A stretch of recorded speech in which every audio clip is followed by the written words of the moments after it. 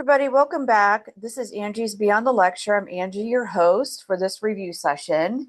And this is the fifth section in our chemistry final exam review series. And this is sort of the foundations of chemistry. So it takes you through the first, I don't know, maybe first quarter to a third of the course. And today's topic is measurement and units.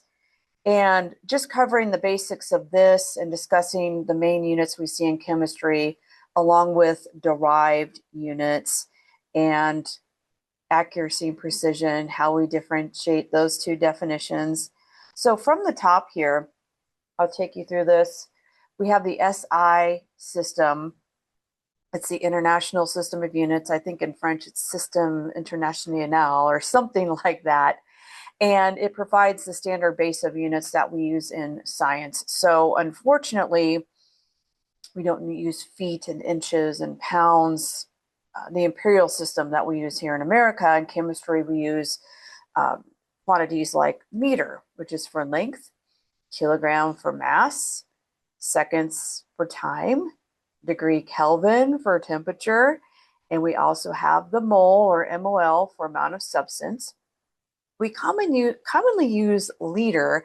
Now, technically, it's not an SI base unit. The base unit for that would be, an SI would be meters cubed for volume. We know liters represents volume, and in the lab we use liters, milliliters, microliters in some cases. So I just wanted to differentiate that for liters. We also have what's called a derived unit.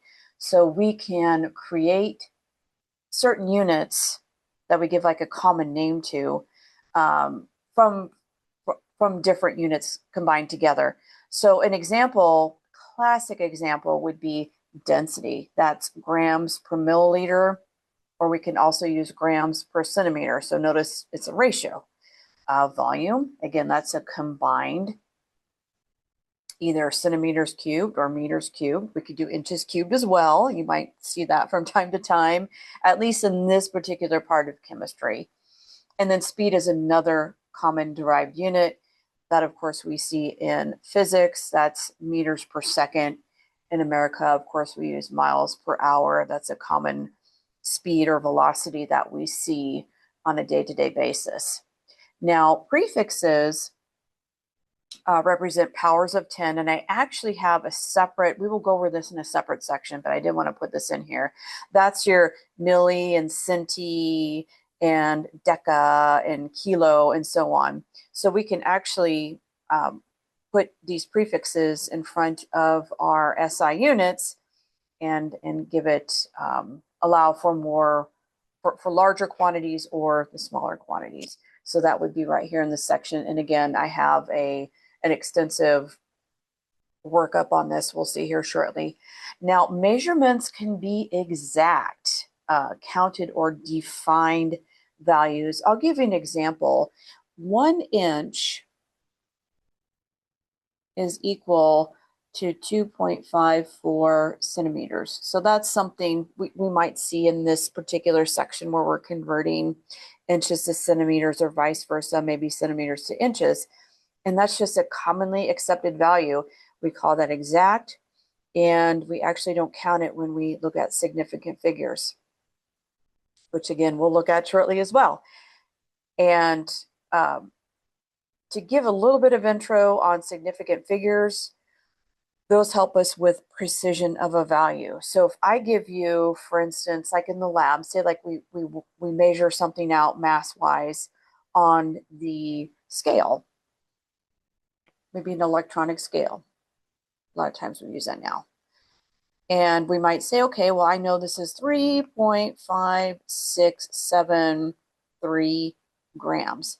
That fourth decimal place tells us how specific or how precise our tool measures. And it also gives us an indication of what the uncertainty is. We also have two key additional ideas that are called accuracy and precision. So accuracy refers to how close a measurement is to its true value or its accepted value. And then precision just refers to how consistently you get the same value when running these measurements. And they are very common multiple choice questions in chemistry exams. So we'll go over some examples of that.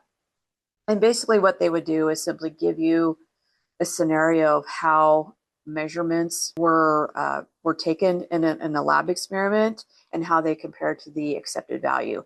And you have to say, are these accurate, precise, or both, or neither? Okay. And that's it for this particular section. Thanks for sticking in there with me.